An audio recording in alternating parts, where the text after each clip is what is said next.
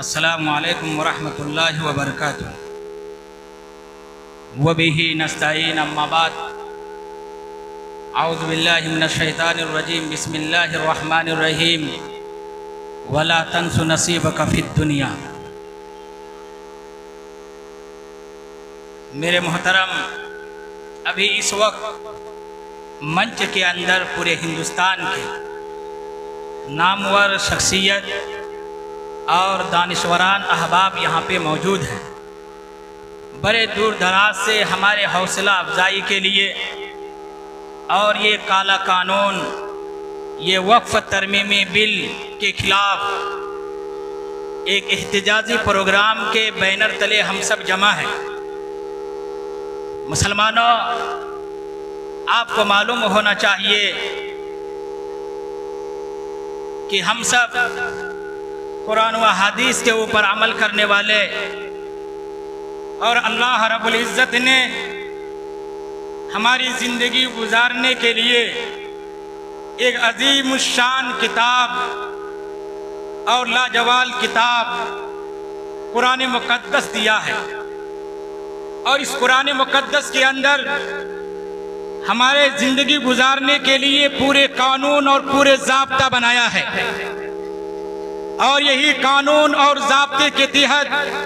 مسلمان زندگی گزارتا ہے، اور اسی کے تحت مسلمان اپنی جائیداد کو اور اپنے تمام چیزوں کو اللہ کے حوالہ کرتا ہے، جس کو وقف کہا جاتا ہے، اور وہ مسلمانوں کے لیے غریب اور محتاج اور مسکین کے لیے دیا جاتا ہے۔ مگر یہ ظالم سرکار اور ہمارے اوپر ظلم کرنے والا، یہ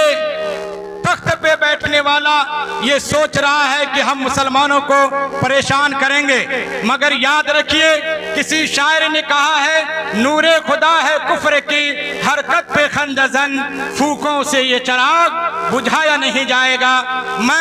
میں یہ سرکار سے یہ کہنا چاہتا ہوں کہ آپ یہ اس سے پہلے جو الیکشن ہوا اور آپ نے یہ کہا کر کے تمام مسلمانوں سے آپ نے ووٹ لیا کہ سب کے ساتھ اور سب کا وکاس، اور مسلمانوں نے اعتماد کر کے، کیونکہ ان کا دل نرم ہوا کرتا ہے اور یہ قرآن پڑھنے والا ہوا کرتا ہے، یہ نماز پڑھنے والا ہوتا ہے، اور یہ مسلمان ووٹ دے کر کے آپ کو تخت پہ بیٹھا دیا، اور آپ یہ سوچے کہ میں یہاں کا خدا بن چکا ہوں۔ یاد رکھیے، اگر یہ حکومت اس قانون کو واپس نہیں لیتا ہے تو میں یہ کہوں گا، سن 1947 سے پہلے جب یہ انگریزوں نے قرآن کے اوپر اور ہمارے مساجد کے اوپر انگلی اٹھایا، لہذا مسلمان بیدار ہوئے اور علماء بیدار ہوئے۔ ارے باخدا میں یہ کہنا چاہتا ہوں کہ یہ مسلمان اپنی جائیداد کو کچھ نہیں دیکھتا، مگر یہ دیکھتا ہے کہ جب کبھی ہماری مسجد کے اوپر آنچ آتی ہے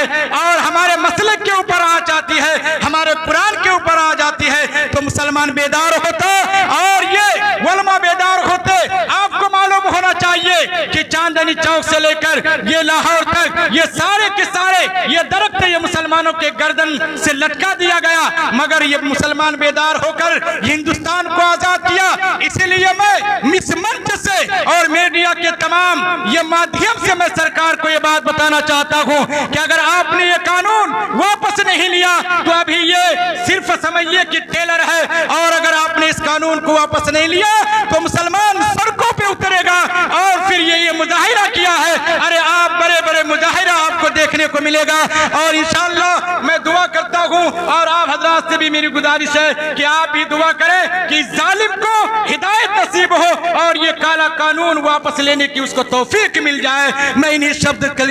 کے ساتھ میں اپنی بات کو ختم کرتا ہوں۔ وآخر دعوانا ان الحمدللہ رب العالمین۔ السلام علیکم۔